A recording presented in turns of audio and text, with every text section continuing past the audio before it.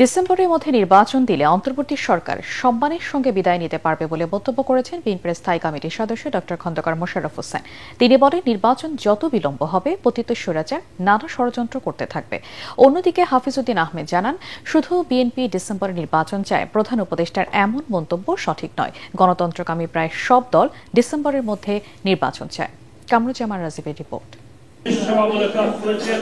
জাতীয় প্রেস ক্লাবে জিয়াউর রহমানের শাহাদাত বার্ষিকী উপলক্ষে সম্মিলিত পেশাজীবী পরিষদ আয়োজিত আলোচনা সভায় খন্দকার মোশাররফ হোসেন বলেন, বিএনপি ডিসেম্বরের মধ্যে কেন নির্বাচন চায় তা আগেই ব্যাখ্যা করেছে।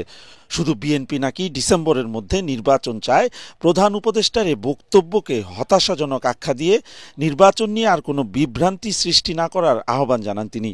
বলেন, সম্মানের সাথে বিদায় নিতে চাইলে ডিসেম্বরের মধ্যেই নির্বাচন দেয়া উত্তম।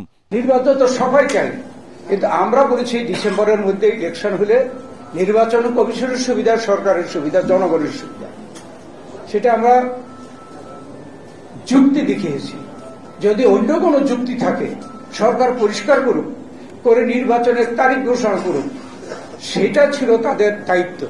না বলে বিদেশে গিয়ে বলছে শুধুমাত্র বিএনপি নির্বাচন চায়, এটা সঠিক না। মোনালিসা হেভি ফ্লো 15 পিস প্যাকেটের সাথে 8 পিসের একটি প্যাকেট একদম ফ্রি। এদিকে জিয়াউর রহমানের শাহাদাত বার্ষিকী উপলক্ষে মুক্তিযোদ্ধা দল আয়োজিত আলোচনা সভায় হাফিজউদ্দিন আহমেদ বলেন, অন্তর্বর্তী সরকারের উপদেষ্টা পরিষদে ছাত্রদের রাখা বিরাট ভুল হয়েছে।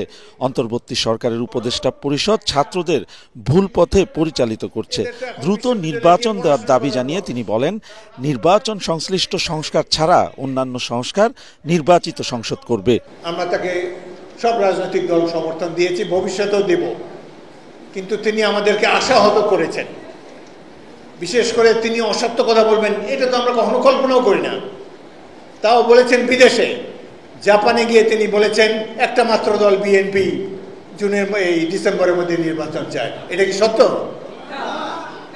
42টি দল তার সামনে গিয়ে বলেছেন যে আমরা ডিসেম্বরের মধ্যে নির্বাচন চাই। অন্যদিকে নারায়ণগঞ্জে জিয়ার মৃত্যুবার্ষিকীর আলোচনা সভায় বিএনপি চেয়ারপারসনের উপদেষ্টা জয়নুল আবদিন ফারুক বলেন, তত্ত্বাবধায়ক সরকার যদি 3 মাসে নির্বাচন করতে পারে, তাহলে অন্তর্বর্তী সরকার কেন পারছে না? আরেকটি ষড়যন্ত্র শুরু হয়েছে বিএনপিকে মাইনাস করার জন্য। এই ষড়যন্ত্র রুখতে হলে। কামরুজ্জামান রাজীব, এটিএন বাংলা, ঢাকা।